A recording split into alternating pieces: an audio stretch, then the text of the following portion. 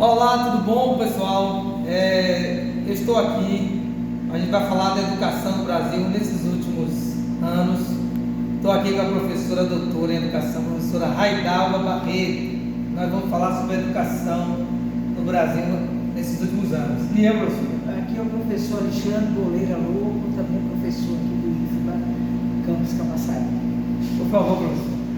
E nós temos aqui uma linha do tempo sobre a educação no Brasil, né? E aqui temos inicialmente desde a primeira LDB 4024/61, a LDB 5692/71. Nesse período, a educação do Brasil, nós tínhamos a pré-escola, que é a educação infantil hoje, o primeiro grau, que hoje é o ensino fundamental, né? O segundo grau, que é o ensino médio hoje, tínhamos a educação profissional e tínhamos o curso de magistério para a formação do professor.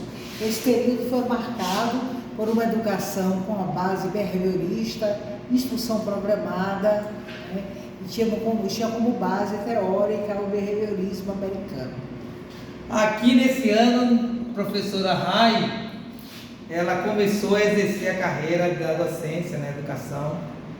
E em 88 veio a Constituição Cidadã, que deu novos rumos a todo o processo educacional brasileiro, é claro, toda a redemocratização brasileira.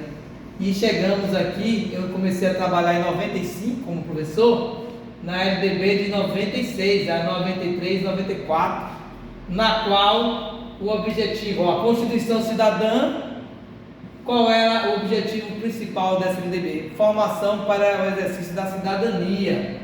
Aqui surge, por exemplo, o conselho de classe, acaba o ensino médio, o terceiro grau é chamado ensino superior, o segundo grau é ensino médio. Há uma mudança na formatação dos nomes, é incluída aqui a educação infantil, e surge também a EPT, que é a educação profissional e tecnológica, né? E o início ainda é com 7 anos. Todo mundo, a educação obrigatória é com 7 anos. Professor Rai, quer completar? Bem, nós tivemos também um marco aí na educação brasileira em 2006, que foi o ensino de 9 anos, né? Então, o ensino fundamental de 9 anos, começando com as crianças de 6 anos, né? As crianças de 6 anos. Mas antes aqui, professor Rai, 97, né, a gente teve as PCNs. Então, professor aqui de matemática, de linguagem, de língua portuguesa, né, ele tinha um parâmetro curricular nacional. Então, a professora até sabe quem foi que desenvolveu esses trabalhos. Os consultores. E todo o ensino era mais...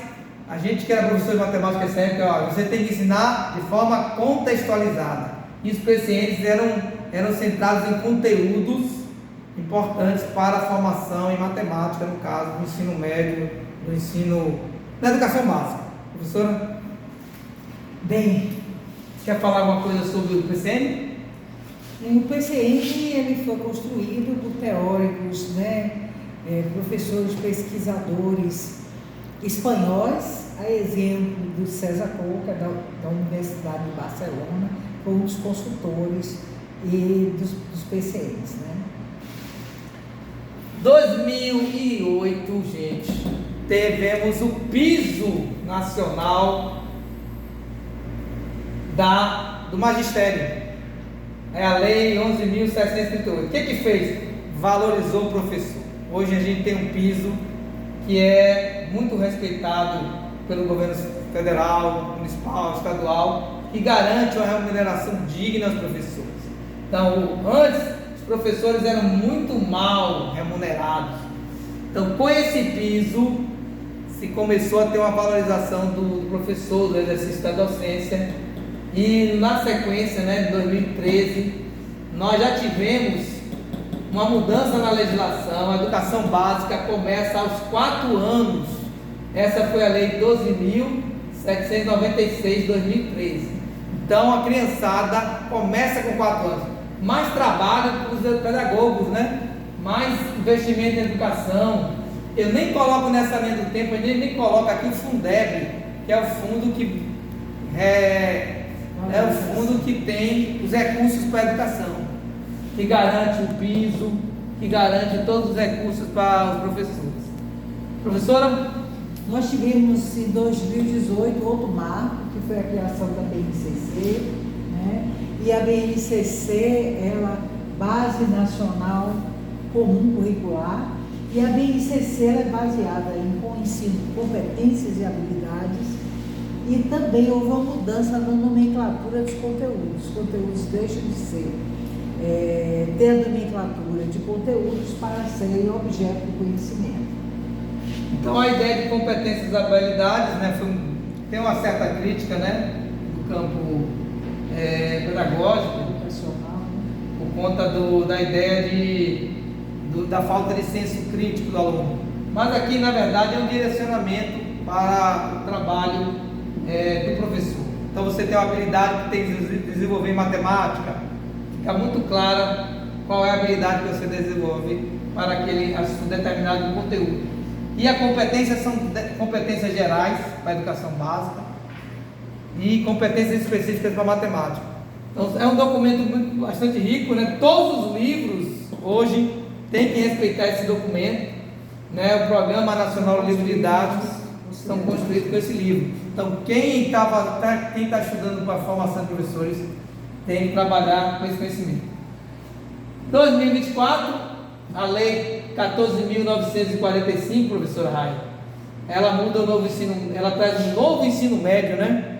Que tem, antes tinha 1.800 horas, passou para 2.400, tem mais trabalho para os professores, vai precisar de mais professores. Os itinerários, no mínimo, tem que ter 2 na escola, e ele cai para 600 horas, eram 1.200 horas, cai para 600 horas apenas, e tem que ter vínculo com os assuntos do Enem. Matemática e suas competências, ciências humanas e suas competências, tem que ter esse vínculo. O ensino técnico, aí que está, pode ter 1.200 horas, né, como formação básica, e as 1.200 horas, aqui 2.100 horas de formação básica, e 1.200 horas para formação técnica, ou seja, vai precisar de uma carga horária acima de 3.000 horas para formar um técnico de nível médio.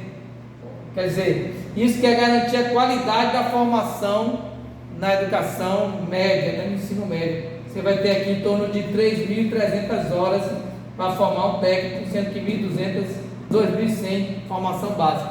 Então há uma valorização da educação de forma geral. De que forma? Eu vejo assim, aumentaram a carga horária, né, tanto aqui da educação do ensino médio, como aqui quando incorporou 4 anos de idade, 6 anos de idade, tem mais trabalho para os professores, tem mais formação, e a gente espera que com isso, qual é o resultado? Que a gente tenha mais pessoas escolarizadas, mais educação do povo brasileiro, né? E a gente espera que a sociedade possa melhorar de forma geral, né? Pessoas mais colaborativas, né? A gente pode usar até Paulo Freire, né? Sair daquela consciência ingênua a uma consciência crítica construtiva, né? Que construa a sociedade.